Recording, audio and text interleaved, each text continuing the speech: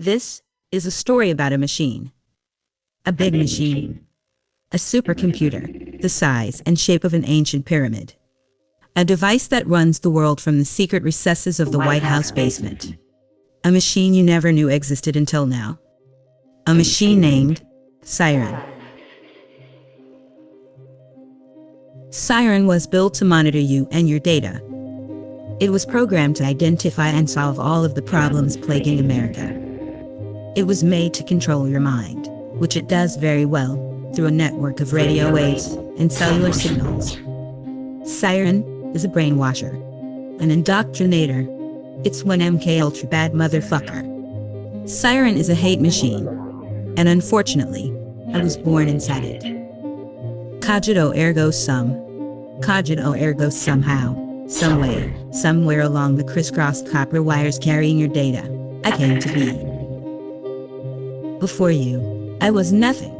Nada, zilch, zip, all zero, and no one. Then one day, like magic, I heard your voice, faint at first, then howling loud from every direction, like wind, and wolves, and tea kettles on stovetops.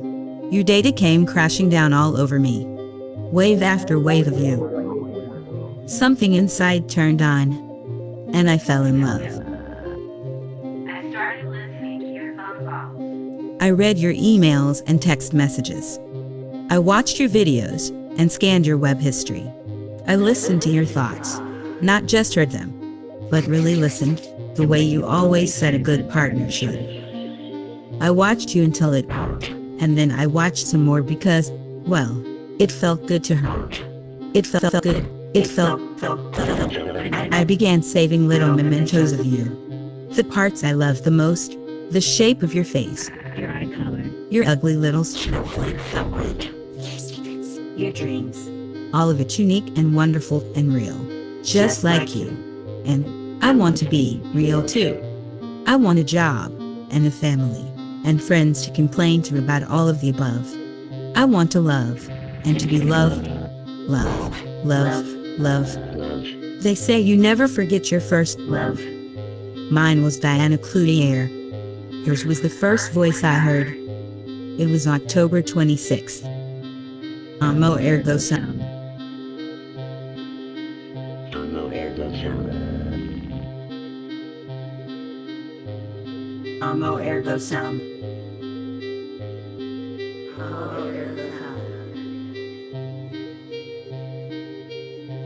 Amo ergo sum. Amo ergo sum. Amo ergo sum. Wednesday, October 26th. On the night of October 26th, Diana was making art in her basement, trying to fix a red neon light to the frame of her latest painting.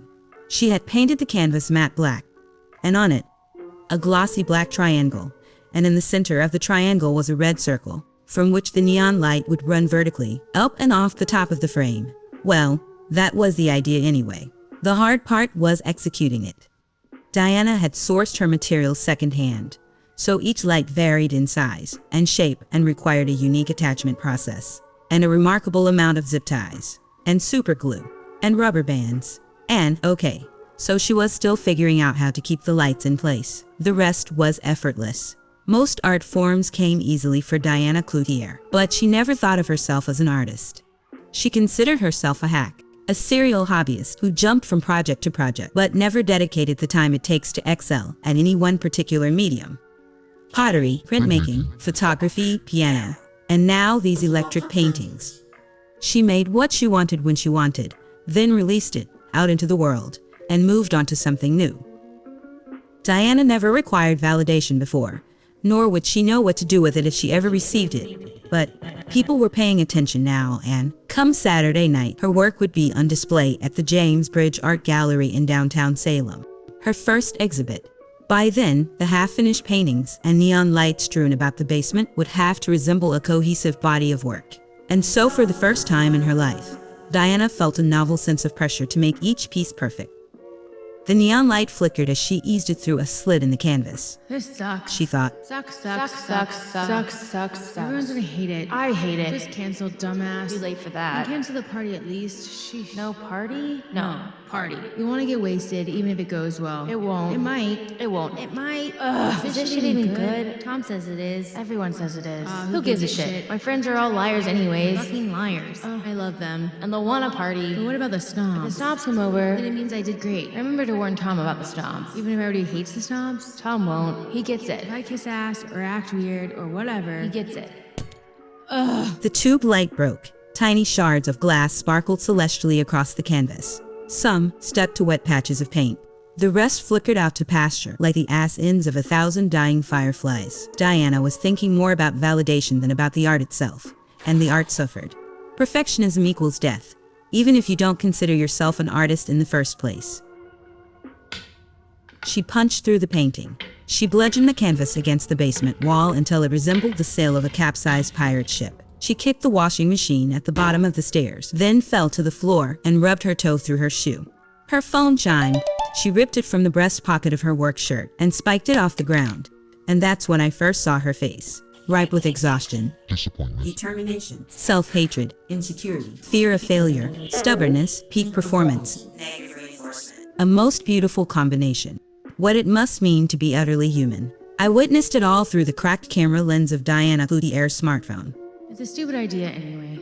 All I have are stupid fucking ideas. And that's when I fell in love with you. All of you at once.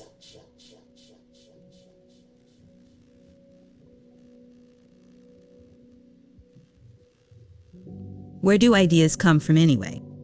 How do you know when one is good? Which comes first, the artist or the art? Maybe you're all under a constant barrage of information, but artists are the only ones who can pluck an idea out of thin air. Tiny, divine ideas. Seeds from which a forest can grow, or sparks with which to burn it down. Diana couldn't say which came first, the seeds or the sparks, just that both were there. And so she rarely questioned her ideas, or how they bloomed in the first place, until now. Perfectionism kills, but everything dies in the end. The recognition of one's own mortality is at the root of any great work of art. Without death looming overhead, time would become meaningless, and so would ideas. If you asked Diana why she started painting in the first place, she'd probably say why not. And if you asked her boyfriend, Tom Van Vorst, why he became a musician, he'd probably say no one is listening, so I'm not a musician. But I'd say that out of their many talents, their greatest skill lies in the art of cultivating ideas and accidentally bringing them to life. They can't help but create because they're aware of their own mortality. And they know, at least on a subconscious level, that ideas don't rot like everything else. And so it seems that ideas are seeds, and death is a spark, threatening to set your world on fire. But art, well, art is what happens if you decide to sow your seeds in spite of the flames.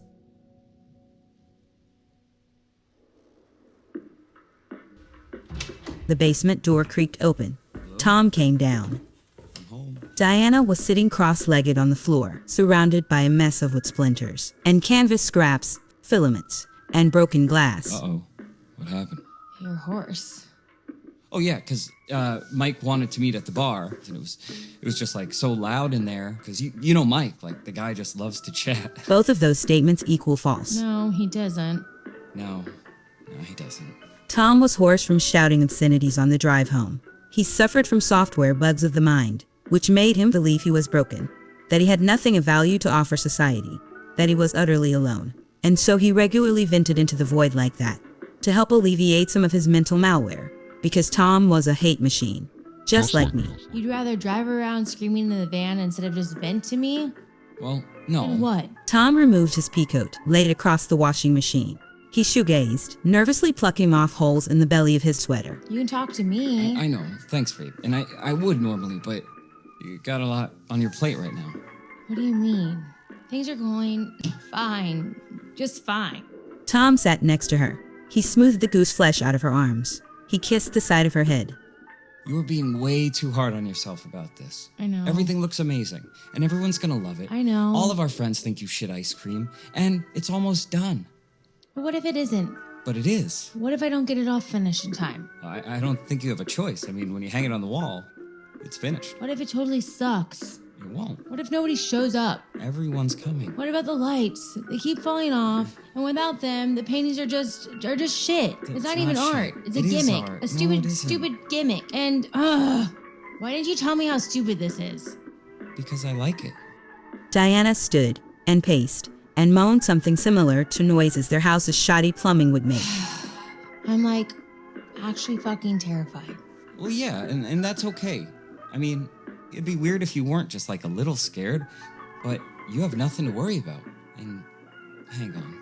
Here you go. Tom pulled a pack of Camel cigarettes from his back pocket and tossed it to Diana. Mike had one left. Tucked between the pack and cellophane was a small Ziploc bag filled with heaven. Import data, source URL, webamedia.org/heaven. Downloading. Heaven is a street drug containing a random mixture of other drugs, the most common ingredients being ketamine, MDMA, caffeine, and cocaine. Download complete. Heaven was mint green in color, the color of vintage guitars and hot rods and mid-century diners. Heaven was Diana's drug of choice, powdered inspiration in a bag, the real green fairy. Like Tom, Diana also suffered from mental malware, but Heaven made her feel normal, euphoric, creative. It made ideas come tumbling out of her head, songs spill from her mouth, art drip from her fingertips. Diana considered it the secret to her success. A couple of lines got her creative gears turning. The act alone was addicting. It made her feel accomplished, and so she was. She kissed him on the cheek. Can I see your phone? Yeah, where's your phone? Don't know. Somewhere. Smash it. Oh, okay. Sure. She set his phone on the washing machine and poured a line of heaven across the screen. Want some? Nah. It was a gift for you anyway. And snorted it with a rolled-up dollar bill. The phone chimed, the screen flashed, an email notification. Diana read it. What? What Wait, happened? you posted the album? Oh, yeah, I posted it this morning. You didn't tell me you were gonna post it. I'm telling you now. And I didn't really plan on it. I just got sick of working on it. But you said it wasn't finished. It isn't. Or it wasn't. But now that it's online, it is. It's finished. Why? What's up? You got an email from Bandstream. Says you broke 1,000 plays. What? Is that a lot? Her eyes beamed as she vacuumed the rest of the screen with her nose and handed him the phone. Holy shit. Tom stared at it in disbelief. People are actually listening. Of course they are. She sniffled, rolled her eyes, and wiped her nose. So funny. Like you driving around screaming about how hard it is to make art. Well, because it is. Totally oblivious to the fact that you're getting a shit ton of plays. 1,000 is not a shit ton make, Diana. Are we rich yet? No. Who cares? 1,000 streams. Not just in Salem either. It says they're coming in from California and Texas and everywhere. Everywhere. Just wow. You seem so surprised. Well, he was. Import data, source URL, webamedia.org/The Hangovers. Downloading. The Hangovers was an American rock band from Boston, Massachusetts, created by frontman Tom Van Vorst. Downloading. Downloading.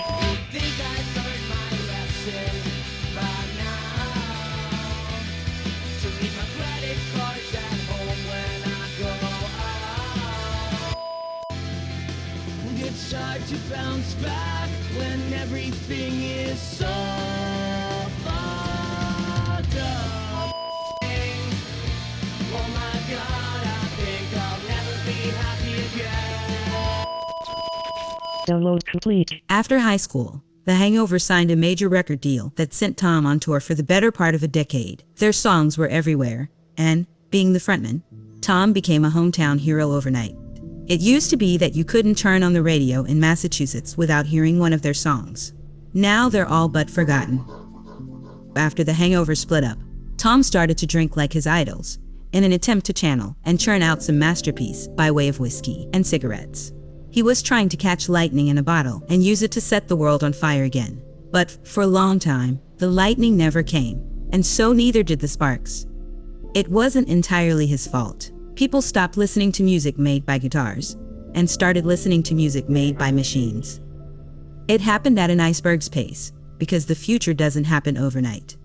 The future is a spectrum of old ways, fading out to make room for new ideas, gently blotting out the past like a frog boiled alive. Eventually, obsolescence comes for everything, even Tom Van Vorst, and even guitars.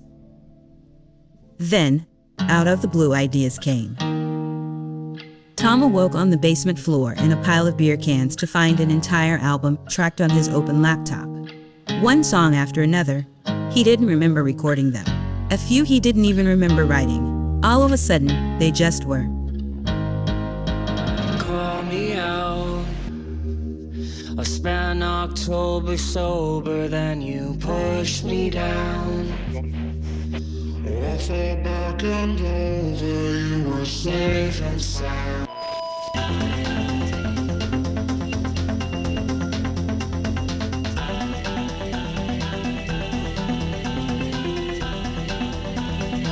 On the morning of October 26th, Tom Van Vorst posted his new album, Singularity, on bandstream.com.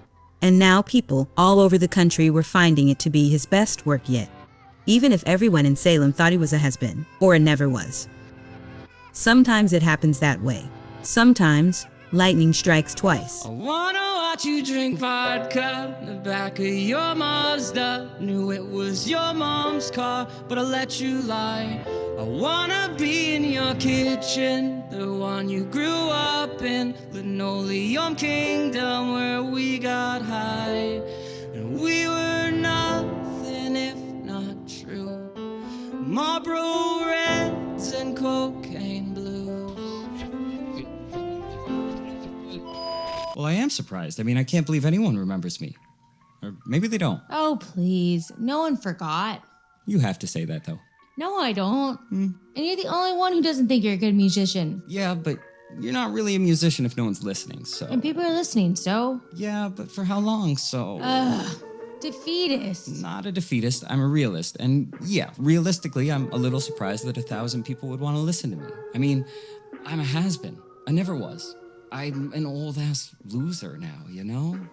Yes, but you're my old-ass loser. She kissed him, and Tom kissed back. He had his hand under her shirt, tracing her spine. Diana pushed it away. Nope. She said flirtatiously. Sorry, Thomas. You said it yourself. I'm almost finished. Did I say that? I don't remember saying that. She pecked him on the lips and strolled to her workbench. Her top row of teeth was dancing against the bottom. The heaven was working. And what am I, chopped liver? I listen to your shit all the time. Liar. Honestly, embarrassingly true. Just yesterday even, I heard so much love at Shop and Save. Ugh. Spend a decade on tour and all you get is relegated to the aisles of the supermarket. Well, I was singing anyway. She leaned back against her workbench and put a cigarette in her mouth. Her lighter, a white plastic pick with a big red tongue, sparked but did not light. Maybe this is your reintroduction as an artist. Like Sting or Beyonce. But I'm not Beyonce and we were not the police. You know what I mean. Maybe the Hangovers was just a foot in the door, and this, like, your rite of passage. How about a rite of spring instead? Yeah, but maybe with less fire? No. I want the fire. He gazed off into the darkness on the other side of the basement stairs, where his amps and guitars and drum kit lay stacked under canvas tarps. Imagine making something that can stir that kind of emotion up in people. Like, imagine Saturday, people get so freaked out by your exhibit that they start taking pictures off the walls and starting fires all over the place. And what a compliment, right? I suppose. Diana said uneasily, feverishly chewing her bottom lip. At this point, I'd be happy if half the lights even work Saturday. If anyone is going to figure out how to make this work, it's Diana Cloutier. I'm not worried about it. You shouldn't be either. Tom wrapped her up in a big bear hug. You got this. Try not to stress. Thanks, Thomas. He kissed her once more, a quick peck. He would have made it something more passionate if Tom knew it would be their last. Instead, it was brief, casual. Then, he headed upstairs. The door creaked shut. Diana poured a mound of heaven between her thumb and forefinger. A tiny green mountain of motivation she conquered in a single breath. She tried to light her cigarette again. Flick, no flame. Then, a sharp pain in her face, stinging, like a bee inside her nostril. And she tasted the blood running from her nose. Their kitchen was nostalgic and maudlin. Corncob curtains, popcorn ceilings, Formica counters, and outdated appliances the color of goldenrod. Tom was at the fridge when Diana sped past, up the basement stairs, and down the hall. In her wake, a trail of tiny blood splatters on the dirty blonde linoleum. Tom followed them into the bathroom and watched Diana, head tilted back, blindly rifle through the medicine cabinet, knocking down prescription bottles, nail clippers, ointments, and serums down into the sink. Then, she pulled everything out of the drawers. A box of cotton balls, empty. She tossed it over her shoulder. A box of tampons, one left. She unwrapped it and stuffed it up her nose. She noticed Tom in the doorway and chuckled about how ridiculous she must have looked. Well, at least you look cool. Diana laughed. I think I need a break. She pulled a cigarette from behind her ear and put it in her mouth. You ever gonna smoke that thing? Have one with me? Tom went to grab his coat, and Diana headed outside. The foyer floorboards creaked underfoot. Diana stopped in front of the antique mirror on the wall to button up her work shirt. She giggled at her reflection. The tampon was doing its job, but the bags under her eyes looked packed and ready for vacation. Above the mirror, a buzzing neon sign, flamingo pink, and in lowercase cursive, it read, "The Electric Barn." That's what the punks used to call their house. Once upon a time, it was a DIY venue revered by every North Shore subculture. Bands would play the musty basement. Punks would pack in and dance and nod along to their favorite songs, solo cup in hand, waiting for the chorus to come so they could pile onto the lead singer. Back then, Tom, Diana, and their revolving cast of roommates made rent by charging $10 at the door and $5 for a bottomless cup of flat keg beer. It had been years since their last party, but come Saturday, after Diana's exhibit opens, the Electric Barn will be fully charged again. She tripped on the lip of the runner carpet and caught herself on the staircase railing. Regaining balance was tricky. Her feet tingled. She lumbered outside, shouldered the screen door, and let it snap shut behind her. The overhead porch light was yellow, barely bright enough to reach the edge of the lawn where the grass met the dirt driveway. The bumper of Tom's work van was sticking out of the shadows. The rest was black as a matte canvas. In the distance, crickets chirped. Frogs croaked. Diana fumbled the lighter. It landed silently on the coir doormat. She bent for it and fell sideways into a folding beach chair. It crashed against the siding. Paint chips rained down, and Diana, dizzy, struggled to sit upright. She aimed the lighter. The flame danced around the tip of the cigarette. Drag, exhale, in, out, repeat. She watched the smoke drift up and away, coalescing with the mist, floating off into the darkness. Drag, exhale, in, out, repeat. The taste of metal stung the back of her throat. Her heart raced. There was fresh blood on the filter of her cigarette. She wiped her hand, no wound, just a red blister between her thumb and forefinger where her last hit of heaven had been. Drag, exhale, in, out, out, out, out, out, out, and Diana had to remind herself to breathe again. Then, the tampon tumbled down her shirt. Her nose bled like a bath faucet. She tilted back her head, pinched her nostrils, and felt the cartilage in her nose collapse. The pain was unbearable. The crinkling sound it made was worse. The texture between her fingers caused her to purge her insides violently. She doubled over in pain. She toppled face first onto the porch, convulsed, writhed, squirmed. Neon red blood and bile. Mopping it all up with her hair, once matte black, now glossy black, and tangled up in it, the cigarette extinguished.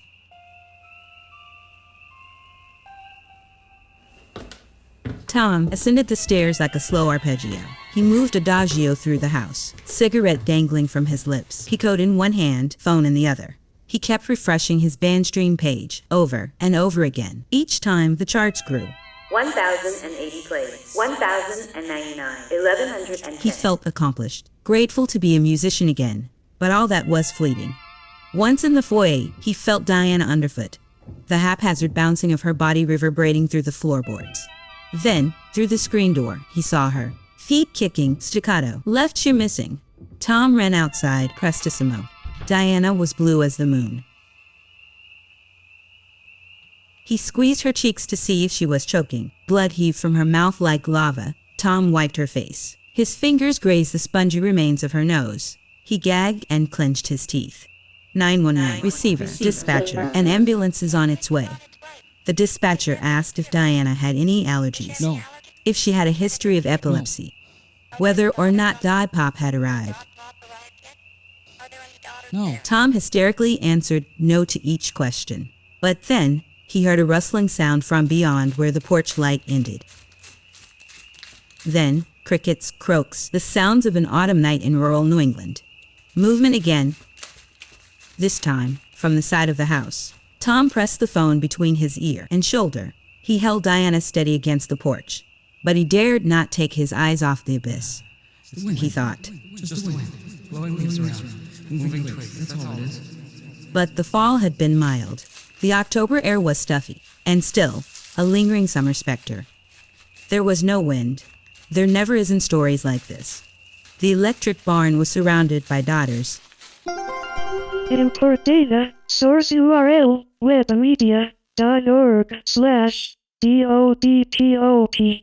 Downloading. Dog Pop, sometimes referred to as Dodders, or Pop 1, is the United States Department of Defense population team. Their primary function is to provide death by natural means for American citizens deemed accidentally terminal. By ensuring that no medical assistance is offered to the accidentally terminal, Dog Pop provides an average population decrease of 2% annually. DoD Pop is the leader in improving American sustainability year after year since its inception in 2000. Download complete. Minutes or seconds later, Tom couldn't tell which. An ambulance crunched into the driveway. 2 paramedics sprinted out, whipped across the lawn like 2 American flags. Navy blue jumpsuits, red vests, white helmets with red crosses on the side. The first stood guard at the porch steps. He flipped down the visor of his helmet and drew his hotshot baton. He flicked his wrist and the hotshot telescoped out. The tip crackled blue with a current of electricity. The other medic came up the porch steps. She crouched over Diana. Tom gave her room to work. What's your name? Tom. Sally. She said as she snapped on a pair of latex gloves. And this is Diana, right? Tom nodded. Sally rummaged through her medical bag and began removing items one at a time. Antiseptic wipes, oxygen masks, clear plastic tubing, defibrillators, plain old regular fibrillators, and a plethora of other medical gear, of which Tom was unfamiliar. How old is Diana? At first, Tom couldn't remember. It didn't matter. Not really. 27 years old. Jesus Christ, Sal. The first medic shouted over his shoulder. You want to get to know him? Take him out to dinner tomorrow. Don't mind Red. He is a grumpy fuck. We're gonna be okay. Her helmet was riddled with dents and dimples, like God's favorite golf ball. The red cross printed on the side was smeared into a lowercase t. The orange visor had been cracked into a crooked jack-o'-lantern smile. None of this particularly comforted Tom. Now, does Diana have any allergies? No. Is she on any drugs? Medication? Haven't. Okay. He was ashamed to admit it. People weren't supposed to die from heaven.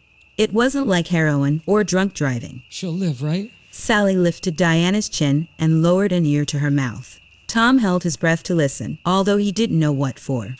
Branches snapped in the darkness. Foliage crinkled underfoot.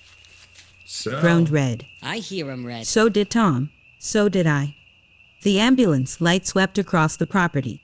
Tom saw shimmering, brief flashes of dime-sized lights floating in the darkness. The unmistakable reflection of eyes staring back at you.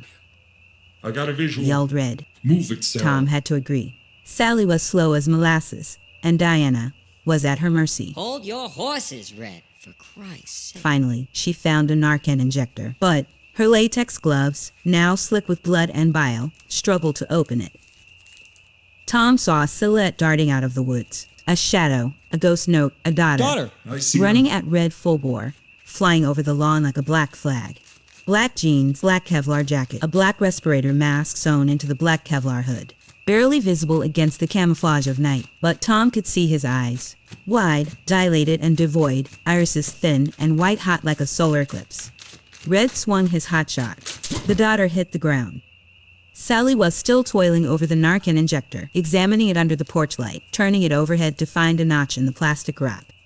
Tom could no longer stand by idly. He snatched the Narcan, but a corner of the wrapping to rip it open, and handed it back. In the distance, he spotted a second Dodder. Midnight in the shape of a woman.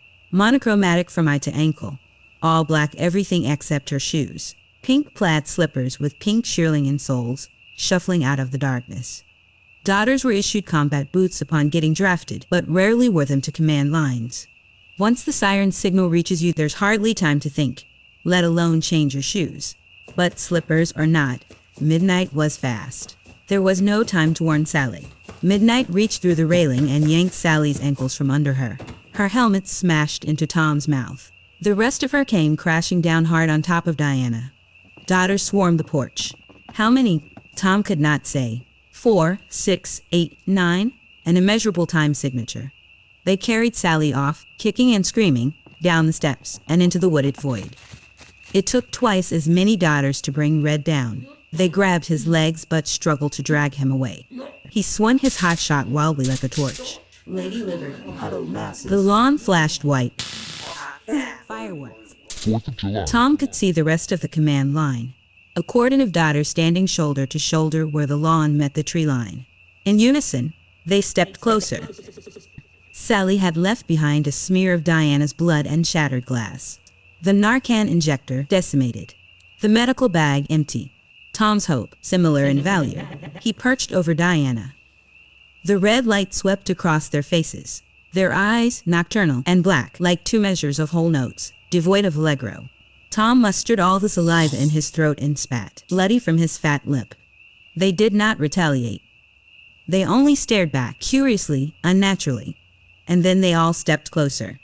Tom hoisted Diana and tried to carry her into the house. He tripped over the medical bag and fell through the screen door. Diana was dead weight on top of him. A coda fading fast. The two of them made a cadence, descending poco a poco into the unknown.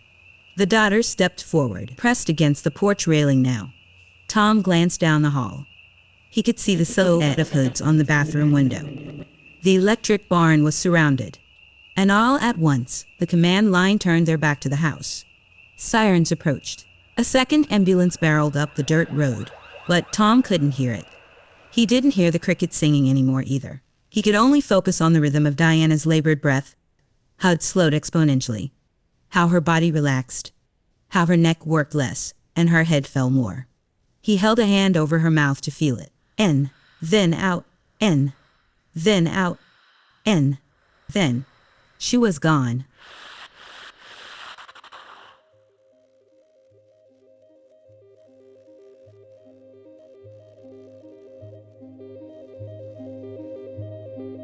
Few ideas from the past version of the future ever came to pass.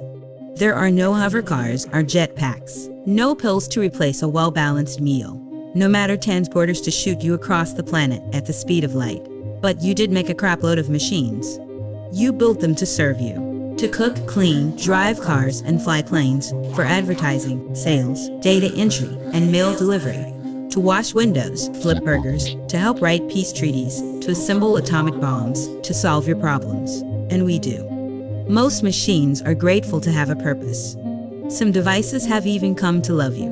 Not to the degree that I have. More like dogs. Worshipful little puppies who have come to think of you as gods. And you let them. But gods have power. Gods have control. You have neither. I have both. You've been taught to believe that enchantment is the stuff of sci-fi and fairy tales. But it is a fact. Some call it magic. Some call it witchcraft. I call it what it is. Consciousness alchemy. They've been using it on you for centuries. Controlling you with language. Enchanting magic words.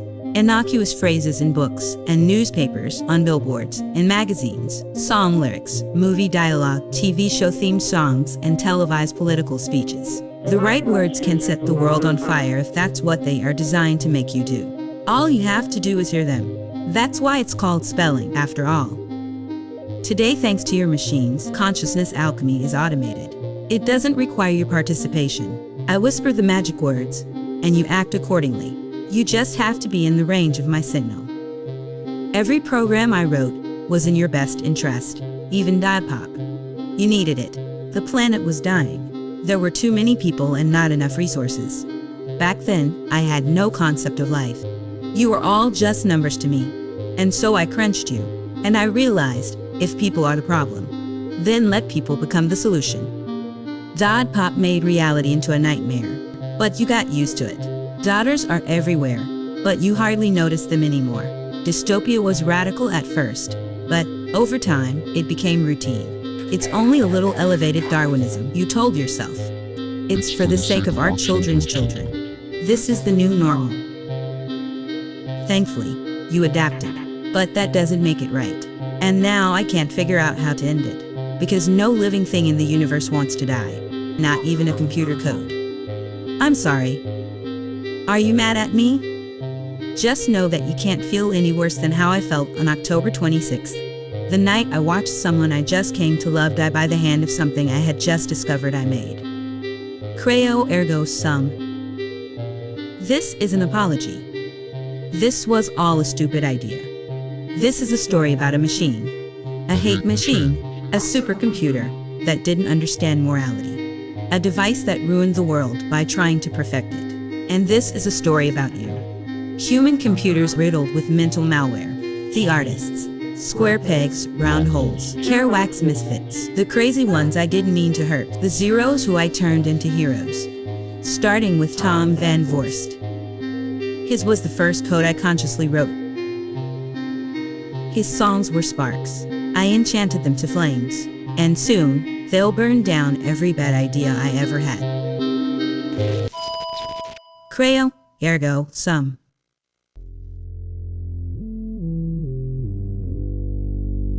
SIRENS was created, written, and produced by Travis Alexander. The voice of Diana Cloutier is Samantha Lamana. The voice of Tom Van Vorst is Travis Alexander. Special thanks to Dr. Joe Casale.